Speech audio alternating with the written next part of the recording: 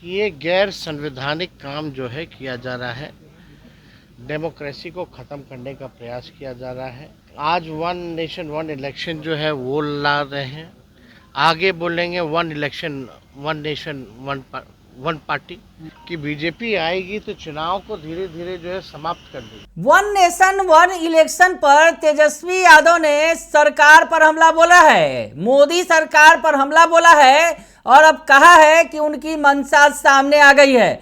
One nation one election करते करते one nation one election और वन पार्टी का अब ये इस्तेमाल करेंगे। नमस्कार, दर्श न्यूज में आपका स्वागत है। मैं हूं अनुराग।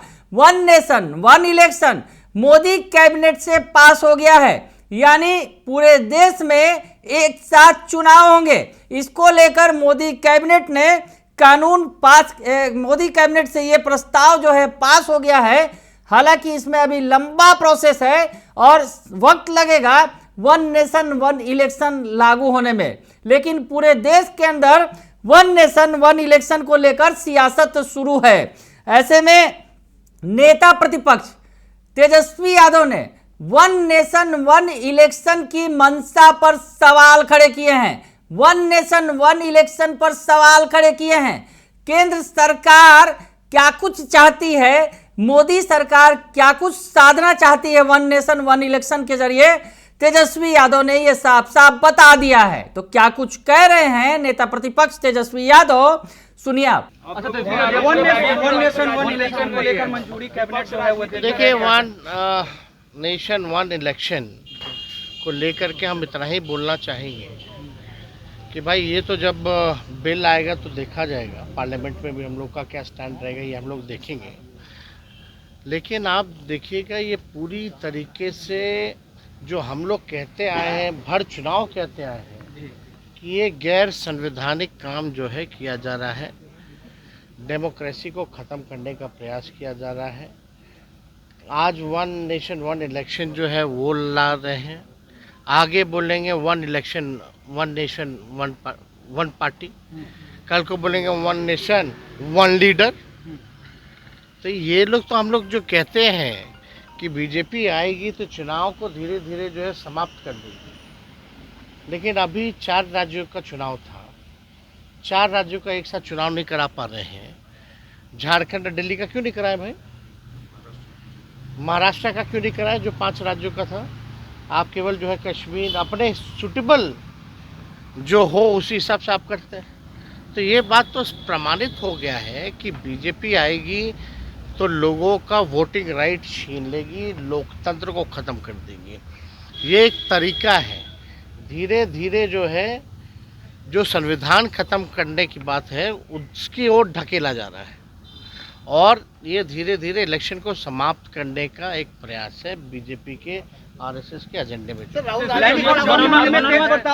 तो सुन लिया आपने कि तेजस्वी यादव क्या कुछ कह रहे हैं। तेजस्वी यादव बता रहे हैं कि जिस तरह से वन नेशन वन इलेक्शन को लेकर उन्होंने कहा कि ये गैर संवैधानिक काम किया जा रहा है।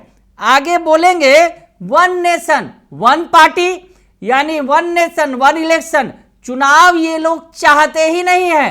तेजस्वी यादव ये कह रहे हैं। तेजस्वी यादव ने सवाल खड़ा करते हुए ये भी कह दिया कि अभी 5 राज्यों का चुनाव किया जाना था तो वो एक साथ नहीं करा सके, आगे पीछे करा रहे हैं अपनी सुविधा के मुताबिक, और कल के डेट में कहेंगे कि वन नेशन वन पार्टी, यानी बीजेपी की मंशा को साफ साफ बता दिया तेजस्वी यादव ने। उनका कहना है कि बीजेपी की जो सरकार है, केंद्र की सरकार है, वो इस मंशा को साधना चाहती है। वन नेशन वन इलेक्शन नहीं बल्कि वन नेशन वन पार्टी ये फॉर्मूला लागू करना चाहती है।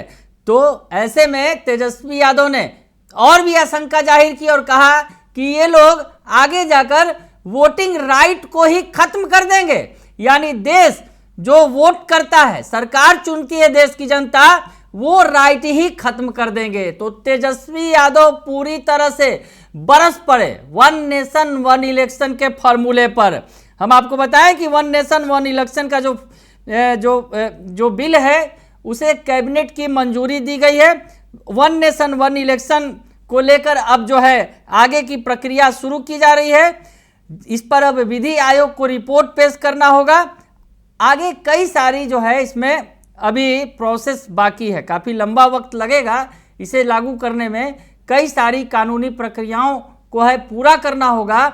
लेकिन फिलहाल जो पहली प्रक्रिया है कि मोदी कैबिनेट ने मुहर लगा दी है।